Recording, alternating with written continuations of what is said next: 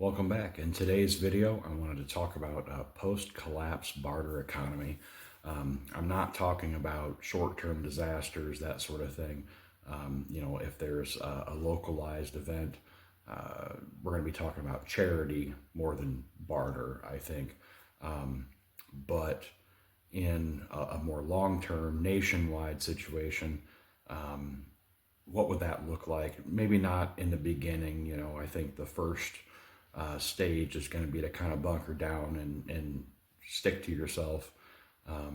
But when things start to kind of come to equilibrium and some sense of barter, some version of an economy can start growing out of the ashes, I guess, what might that look like? So I want to kind of approach it from two different angles. First, I want to talk about some stuff, and then I want to talk about some skills and the stuff that goes along with that. So let's get into it.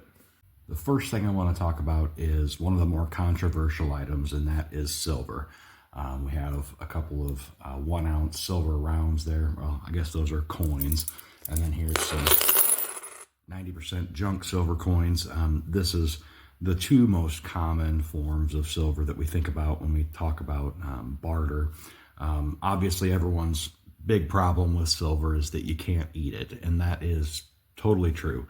I wouldn't encourage anyone to buy silver for the purpose of barter until they were totally squared away on everything else. But if you get to a point where you're like, boy, I can't really think of anything else that I could use right now, in prepping, but I've got a little bit of extra money I'd like to invest in, something along those lines. Well, that might be a good time to pick up a little bit of silver here and there. But then, as soon as you eat some of the food out of your larder, don't buy silver, buy more food, replace that. So again, definitely not a priority, but one thing to consider. And again, this is more of a placeholder. This isn't for something right away in the throes of the fall of our way of life or economy or whatever. This is, to rebuild, we're going to need some placeholder. That's all our US dollar is anyway. It's just a placeholder. It's somebody saying, well, I'll trade you so much of my time for some money, and then I'll turn around and trade that money for the food or the electricity or whatever. So that's the idea here. This is more or less just currency. It's just a store of value that can be traded. Here's one that's near and dear to my heart: coffee. I don't know that I'd be willing to trade coffee for much, but it could be pretty valuable if people can't get it and they're jonesing for it. So one more thing to keep in mind: obviously, there's the traditional ground coffee or beans that you can grind. But if you're thinking of long-term storage, I'd recommend looking into instant coffee. It's just freeze-dried, so it really has a much longer shelf life. As far as trading goes, if we're thinking barter, these individual packs, single-serving packets might be the way to go. This particular coffee came from, I think, the dollar store. There's 5 packets in there for $1.25 maybe. So not a super great value. I have seen online where you can order a case of 1,000 packets for $70 or $80. So I'm kind of contemplating getting one of those, but it's something that I'd have to be okay with drinking on a regular basis too. And I'm not sure, while it's better than no coffee, I don't know that I'd be willing to give up my regular drip brewed coffee for instant on a regular basis. So something that I'm still considering. Here's another item that some people have strong opinions about. Obviously, you don't want to give ammunition to somebody that might turn it against you, but I don't think that I'd be interested in trading at all with people that I'd worry about doing me harm. Again, we're talking about a scenario where some semblance of peace and order have started to come back. So maybe we're all packing at the local market, but not worried about violence breaking out at every turn. So again, common caliber ammunition is something that I'd consider. 22 is kind of a mainstay. The great thing about it is that it's relatively cheap to stock up on now, and very, very widely used. So just about anybody that's got any firearms at all has a 22.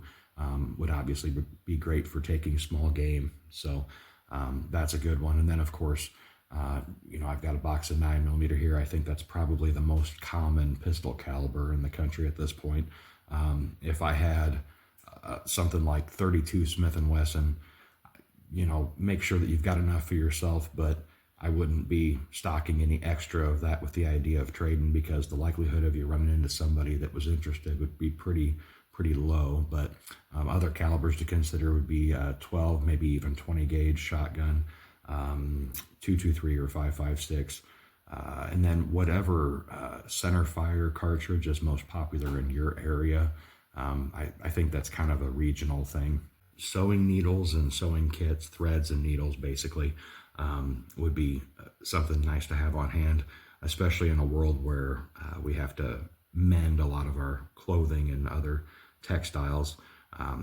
These days we tend to just throw things away when they wear out and replace it, but if we're not able to replace it and you have to mend it, I think sewing needles, especially for what they cost now, would be a really valuable thing to have, and might be in demand. Some basic over-the-counter medications are another good thing to keep on hand. I don't think most people keep too much on hand at home at any given time, but if they're no longer available, having an extra supply might be good, not only for yourselves, but to barter to those in need, or always give as charity too. If our screens and the networks that connect them were to go down all of a sudden, I think analog entertainment would be a lot more valuable. Books, board games, puzzles, playing cards, things like that would be great to have around. And I kind of imagine a situation where neighbors tend to trade book for book or board game for board game to get more variety. So kind of be a little bit different approach than just normal barter like we think about. But I don't know, what do you think? If fishing became more of a food gathering thing than a hobby thing, I think tackle would become a lot more important to have around. And while you can probably rig up or make do with other things, I think it's hard to beat factory made monofilament and barbed fishing hooks. So I think both would be valuable items to keep on hand. And as cheap as they are now, why not buy some extras? If not for yourself, for barter. I'm sure we can all imagine how canning might become a lot more commonplace post-collapse. Obviously, jars and rings would be good, but lids. Don't forget that lids are single use, most of them anyhow.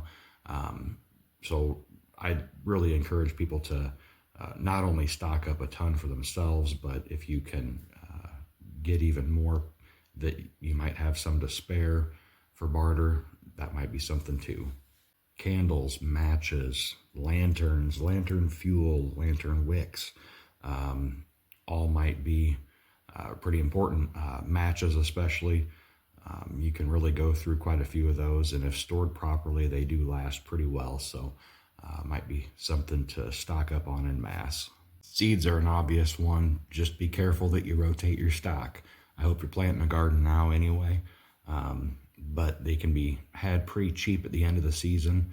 And if I buy them at 80% off at the end of the season, use a few the next year, maybe the year after, and wind up throwing some away, at least I got a good price on them.